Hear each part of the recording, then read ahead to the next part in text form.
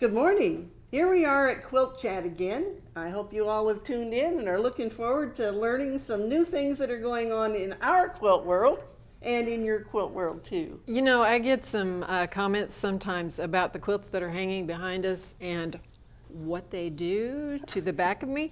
Now, I would like to hear from you. Is it a peacock? Is it an angel?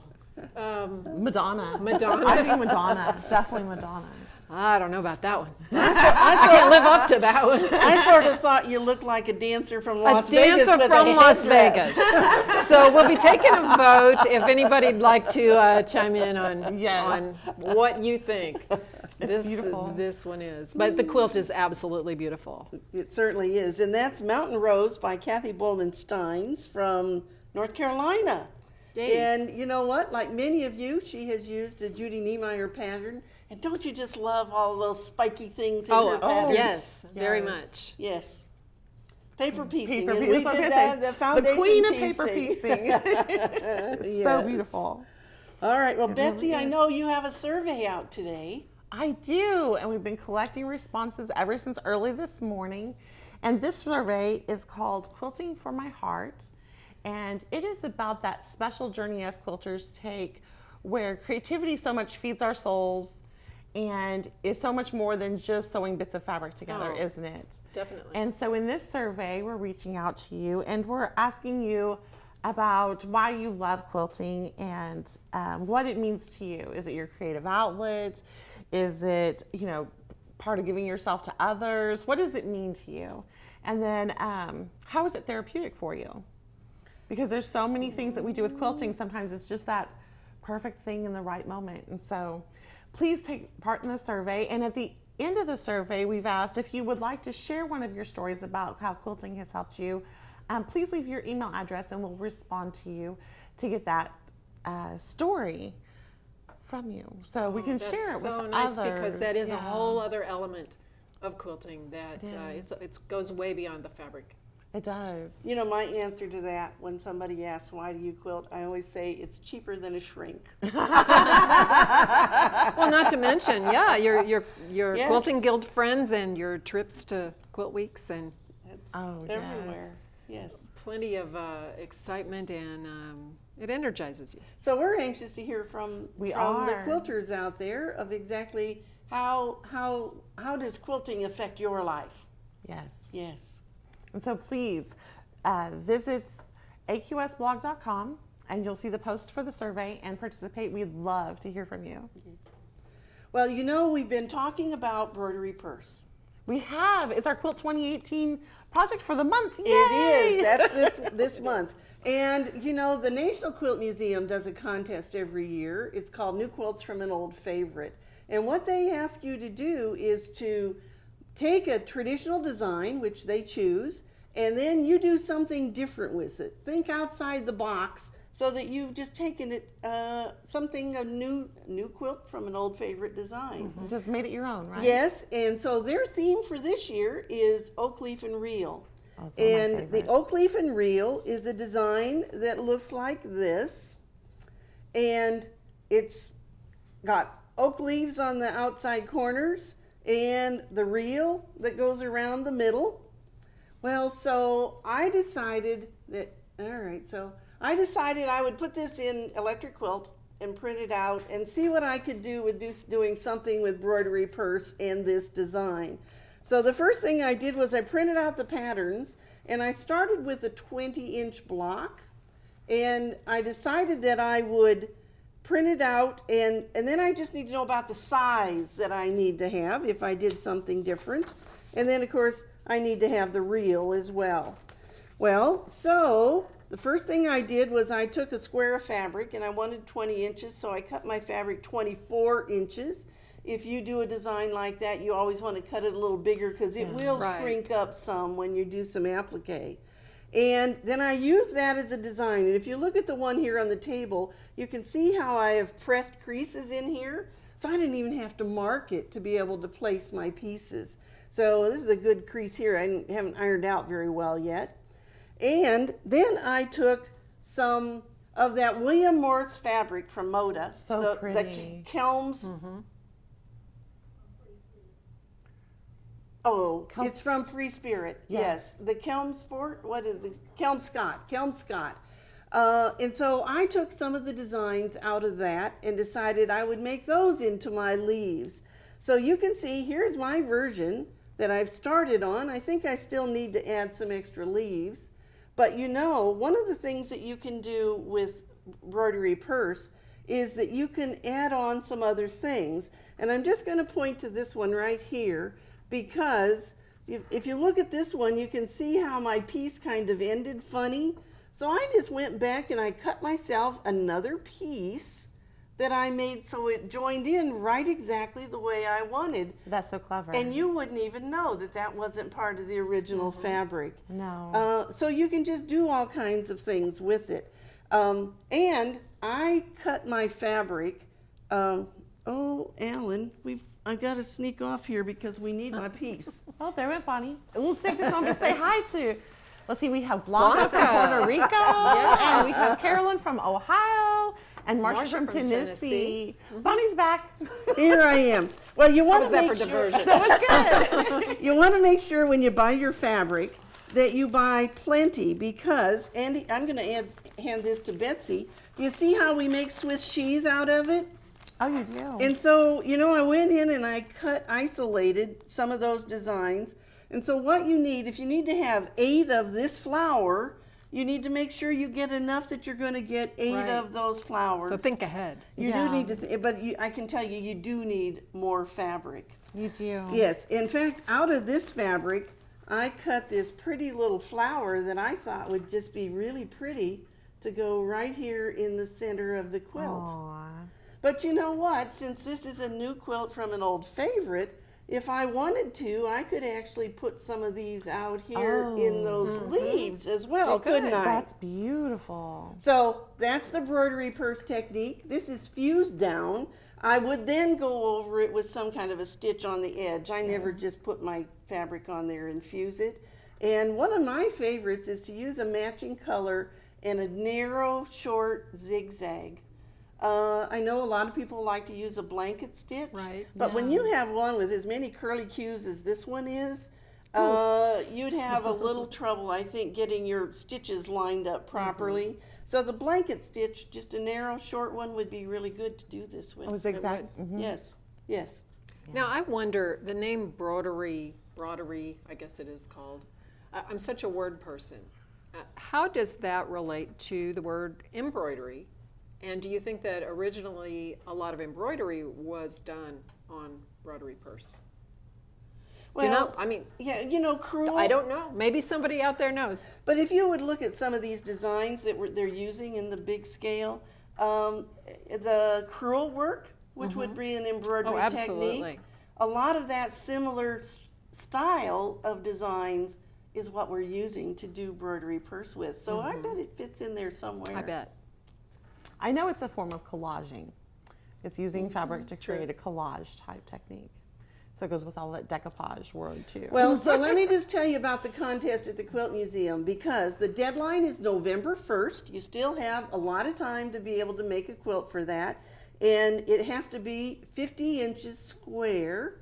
It's not a big quilt, kind of like a large wall quilt. And so there's still time, and get your entries in, and they give real prize money too. That's wonderful, isn't it? Yes. That is. Now, great. Ben Marshall says it's French for Persian embroidery. Oh, well, Thank yes. you, Ben. Thanks, Ben. And he says it was a cheap way to mimic textiles from the Orient. Yeah. Yeah, that's, Yes. yeah, makes sense. And they just printed it and cut it up.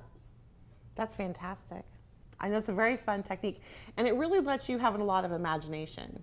I notice I tend to like to collect figures, but I don't always know how to use them or necessarily want to fussy cut them. And so when I save those and I want to do some Broderie Perse just for fun, it gives you a lot of things you can build from, and you can put unexpected things together. That's fun. It is That's so very much fun. fun. Okay, well, so get those entries into the National Quilt Museum. Yes. And their website is quiltmuseum.org. And if not, just Google National Quilt Museum, and it'll come right up for you. Excellent. So we're also working on our 50 state blocks. We've been traveling ourselves across the U.S. By order that they became a state, and it has pretty much generates at the East Coast and goes westward because of westward expansion. So, but we're educating today, aren't we? We are.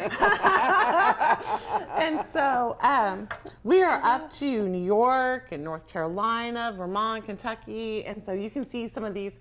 This is a mug rug for New York, and here is the New York block, and it's a doozy. Well, yes, and I have to, Catherine came from New York, our marketing director, and she said, why do you have such a hard block for New York and an easy one for Kentucky, which is in this same group? Yes, and then you can see North Carolina, and those are falls down in the corner. And that block is so bright and cheery. That's a nice one. Yes, There's and there's Kentucky. There's little Kentucky. And so we use a little bit of different techniques. All of these were originally template cut because they were like newspaper patterns way back when. And so we've given you some options to try different ways, and it's a lot of fun expanding your horizons. And I will tell you, every block presents its own challenge. It has been so much fun. So please join us in that, and join our Facebook group, Project Parade, and ask any questions you have. If you're having any problems with anything, just pipe up. There's tons of really talented quilters on there that are quick to respond. And that New York block, which is New York Beauty, and you put that in a 12-inch block, didn't you? All of the state blocks are 12-inch. It's a 12-inch block. And then normally that would be a much larger block. It would. Yes, yes. Yes. But Like you said, it's a challenge, and that's everybody right, likes fun, a good challenging. challenge. And that one has paper piecing and applique and a little bit of English paper piecing in it as well. So it highlights 3 different techniques. Wow. Okay. Yes. So. All right, now I know that you've been looking at batting. You know, I've got a little batty looking at batting. That's never been said before. But yes, we wanted to do like the top 5 things you really want to know whenever you're puzzling about batting. And we didn't get into a lot of the hairy, nitty-gritty details. We tried to stay with the top most popular items. So like looking at things like loft and what type of fiber you're using. And so we also stuck with the main fibers, which caused a little bit of comments on the blog. And for those of you concerned that we didn't discuss silk, bamboo, or recycled water bottles, those actually aren't as popular. And so we really just, for this article, we wanted to kind of stick with those big items. And so we really covered cotton, wool, and polyester. And those are kind of the staples we've all had. most And, typical that we- cotton with poly in Right. it too. That's a real The popular cotton poly one. blend is also, Yes. you're right. We are very familiar with those. Those. And you could probably pick those up at most of your quilt shops. You don't have a problem finding those kinds of battings. And then when you're dealing with a project, you kind of ask these 5 questions and see if you can't resolve your batting question as kind of what kind of batting you want inside. And that will help you out in picking out your batting. And so it's just a little bit of help. And we've had some really great comments also on there about different things that people have had successes or failures with in their batting choices. Because sometimes it can really ruin a project if you put the wrong batting in it. Yes, it can. And so, we've had a couple of suggestions for other articles on batting because there's people that have a lot of questions about batting. So please always, you can give us your questions here. You can post them on the blog. You can email to us. Call us. We love to have your questions. We're do. really happy to help. Well, and you know what the key is to our email address? It's our first and last name, Bonnie.Browning@AmericanQuilter.com. So as long as you know our names, you can send it to any one of That's us. right. We have a question online I want to answer about Broderie Perse. Somebody asked, Mindy asked, how do you actually fussy cut these designs out of the fabric? And so I'm just going to I picked up a leaf. I've done another one so that I could do it on the red fabric. But what I've done is I've taken and I've just cut the leaf out right on the lines. And so then, and actually the first thing I did was I fused the fabric. You see the fusible on the back? Mm-hmm. So now this whole piece is fused. And in fact, I was talking to someone this morning and I said, you don't want to throw this away because can you see this with a face right here and using this piece for hair? It would make great hair, Oh, wouldn't it? That It would would be, make that would be great very hair. fun. you're so imaginative, Bonnie. And so, yeah, and so I could see a little bob cut. See, here's the little bob cut. And we just do that and we put the face right there and we've got the face of a little girl, right? And her hair. So you're just going to outline cut these pieces out and then you will get a piece like this. And this is another one where I actually cut another piece because I thought that it needed something more. And so when I put those together, Oh, pretty. you see how it just kind of adds to the shape of that a little bit?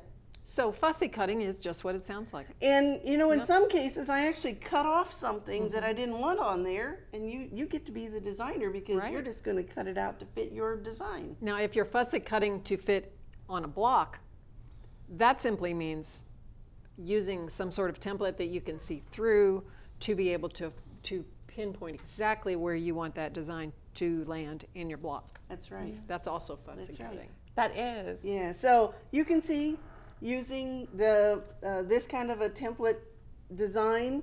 You just need a big scale fabric for the most part. Yes. Well, do you know, Nick? You have a design you wanted to show us. Did Oh, you I not? did because the 4th of July is coming up in a couple weeks, and that gives you some time to make a quilt because we have a couple of quilts that are actually pretty easy to put together. So before 4th of July, you could have a nice picnic blanket. And those designs are The in designs AQ? are from this issue of AQ, and I believe we've got some pictures that we can pull up. There's we Quick go. Quarter by Sherry Williams. The reason that this is called Quick Quarter, you literally make it in the quarters. Each quarter gets done and you put them together and you're done in a flash. Wow. It's unbelievable. It's based on the individual smaller squares, and you know, take a look and you'll be really intrigued by this one, I think, because it's a lot easier than it looks. The other one is Chimney Sweep by Lauren Palmer. This actually in the magazine is a dark pinkish red, but you know, make it red, white, and blue for the 4th of July and drape it around for your party. It'll be wonderful. Okay, well, we will be back here again next Wednesday. And We the will. reason we're sharing the 4th of July is that the 4th of July is on Wednesday. So we won't be here that day. We get to take a holiday too. So we'll plan on seeing you right here in the studio next week at 11 o'clock on Wednesday.